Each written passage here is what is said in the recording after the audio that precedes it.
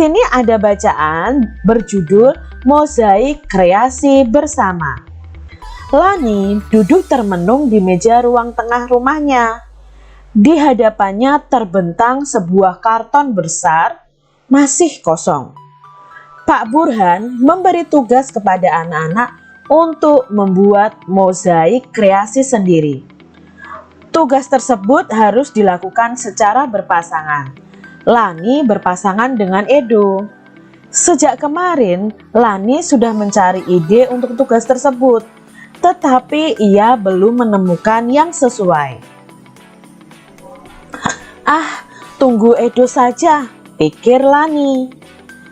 Tugas bersama akan lebih baik hasilnya jika dikerjakan bersama. Beberapa saat kemudian Edo datang. Benar saja dugaan Lani, Edo sudah mempunyai ide untuk mozaik mereka. Usul Edo adalah membuat mozaik rumah adat. Edo berasal dari Maluku. Ia sudah punya contoh gambar rumah adat Maluku. Bayi Leo namanya. Menarik, Lani pun memberi usul untuk membuat juga mozaik rumah adat dari daerah lain. Rumah gadang dari Padang, rumah kebaya dari Betawi, rumah Aceh, rumah joglo dari Jawa, atau rumah limas dari Sumatera Selatan. Rumah adat daerah-daerah di Indonesia memang beragam dan unik. Mozaik rumah adat akan menjadi kreasi yang menarik. Selain itu, ketika nanti teman-teman mencoba merangkai mozaik, mereka akan belajar juga tentang keragaman rumah adat Indonesia. Pak Burhan memang sengaja memberikan tugas membuat mozaik secara berpasangan. Bukan hanya untuk mengasah kreativitas, tetapi juga memunculkan diskusi, mengasah kerjasama, serta memecahkan masalah bersama-sama. Sama seperti mozaik, ketika keping-kepingnya digabungkan akan menjelma menjadi gambar yang indah. Ini tadi mozaik hasil kerja sama. Nah, adik-adik semuanya di sini Lani dan Edo bekerja sama untuk mengerjakan tugas dari Pak Burhan. Mereka akan membuat mozaik. Tentunya di pembelajaran kelas 5, 4, 3 itu ada pembelajaran mozaik.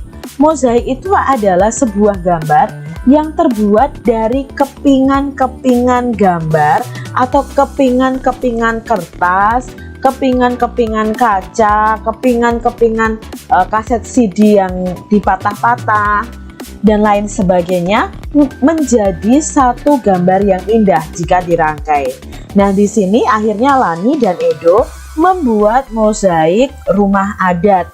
Nah, di sini mereka juga belajar tentang keragaman rumah adat di Indonesia. Pak Burhan memberi tugas ini supaya anak-anak itu mengasah kreativitasnya, lalu ada diskusi, ada musyawarah saat anak-anak mengerjakan, dan mengasah kerjasama serta memecahkan masalahnya bersama-sama. Jadi ada maksud di situ. Apa ide yang dimiliki Lani? Apakah Lani awalnya punya ide? Ya, Lani masih bingung adik-adik ya. Lani belum memiliki ide apapun. Apa ide yang dimiliki oleh Edo? Ya, Edo memiliki ide untuk membuat mozaik rumah adat di Indonesia. Bagaimana mereka menyikapi ide-ide yang berbeda?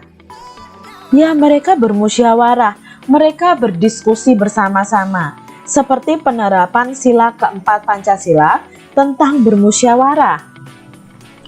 Apakah ide mereka yang berbeda memberikan manfaat? Iya, ide mereka yang berbeda malah memberikan manfaat supaya tugas-tugas mereka itu semakin bagus, semakin beragam tugas-tugas mereka. Kerjasama apa yang terlihat pada cerita di atas tadi? Ya, kerjasama menemukan ide untuk mengerjakan tugas membuat mozaik, lalu kerjasama untuk membuat mozaiknya antara Lani dan Edo.